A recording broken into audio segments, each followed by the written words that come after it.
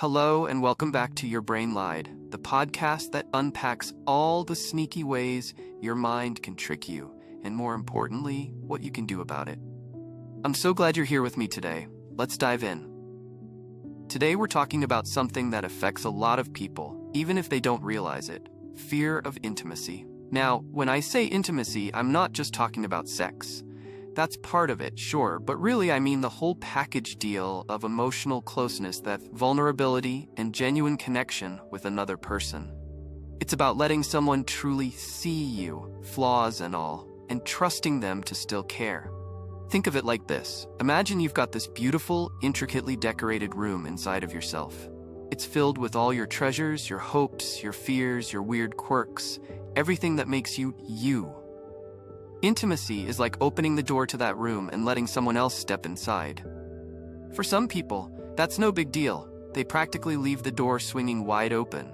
But for others, it's like having a super high-tech security system guarding that door, constantly scanning for threats, ready to slam shut at the first sign of danger. And that's where the fear comes in. It's not necessarily a fear of the person, but a fear of what might happen if you let them in. What if they don't like what they see? What if they judge you? What if they leave? These are all perfectly normal anxieties, but when they become overwhelming, they can really sabotage your relationships. So how does this fear of intimacy actually show up in our lives? It's not always obvious. It's not like people walk around wearing a sign that says, "Warning, afraid of closeness."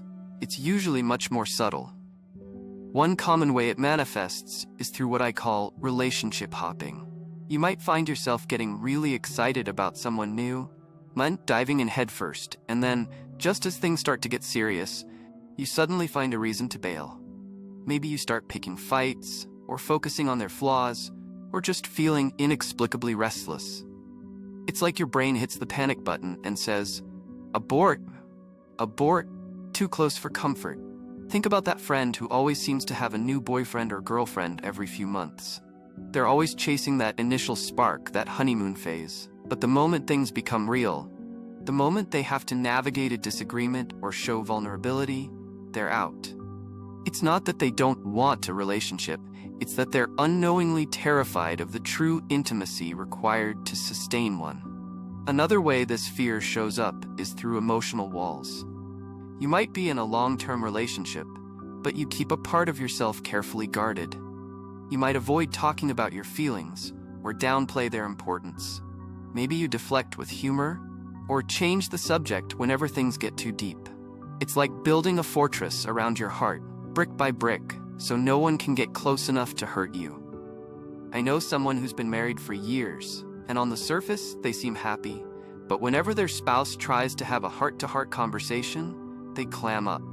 They'll talk about work, the kids, the house, anything but their own inner world. They're physically present, but emotionally distant. That's a classic sign of fear of intimacy. They love their partner, but the idea of really exposing their vulnerability is terrifying. But why do we do this? Why would we sabotage our own chances at love and connection? Well, there are a lot of potential reasons, and it usually boils down to past experiences. Our brains are wired to protect us, and if we've been hurt in the past, they're going to be extra vigilant about preventing future pain. Think about it. If you burned your hand on a stove as a kid, you're going to be a lot more careful around stoves in the future. You'll develop a healthy respect for the potential danger. Similarly, if you experienced emotional pain in a past relationship, maybe you were betrayed, abandoned, or simply not understood, your brain might start associating intimacy with pain. One common source of this fear is childhood experiences. If you grew up in a household where emotions were suppressed, or where vulnerability was seen as a weakness, you might have learned to associate closeness with discomfort. Maybe your parents were emotionally unavailable, or maybe they were overly critical.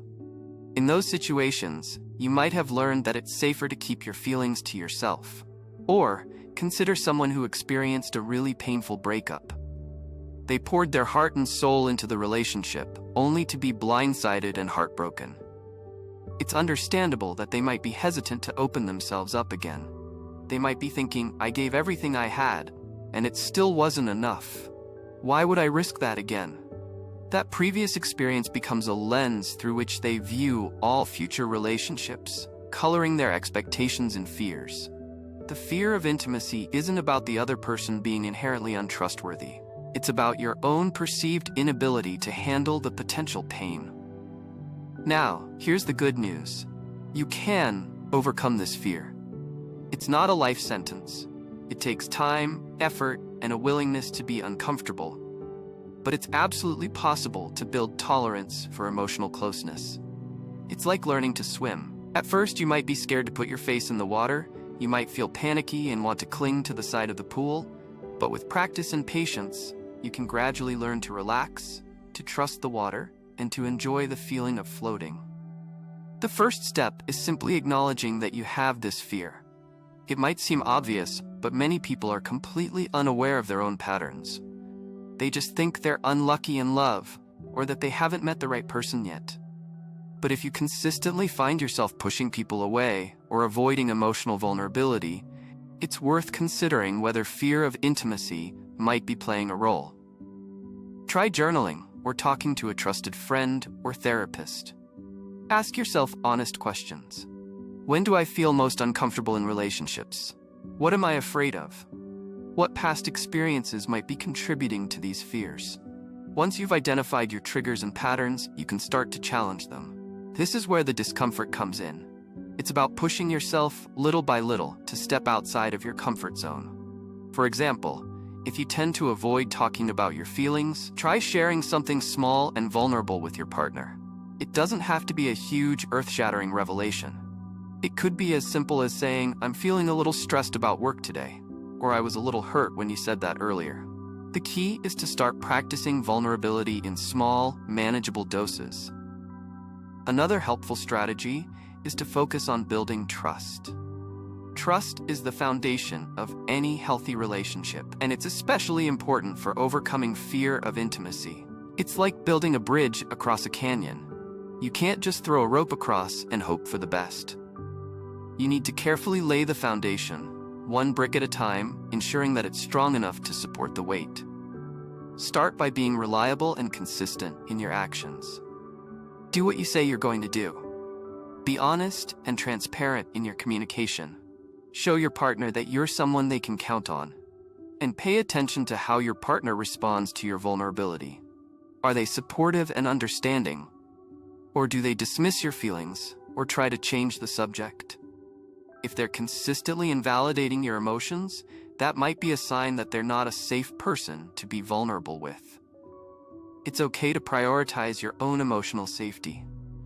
It's also important to remember that vulnerability is a two-way street. It's not just about you sharing your feelings. It's also about being open to receiving your partner's vulnerability. Listening with empathy, offering support, and creating a safe space for them to express themselves. And of course, be patient with yourself. Overcoming fear of intimacy is a process, not a destination. There will be setbacks along the way. There will be times when you feel like you're taking 2 steps forward and 1 step back. That's perfectly normal. The important thing is to keep practicing, to keep learning, and to keep moving forward. It's also useful to understand the difference between healthy boundaries and walls built out of fear. Healthy boundaries are about protecting your own energy and well-being. They're about knowing your limits and communicating them clearly to others. It's like having a fence around your garden.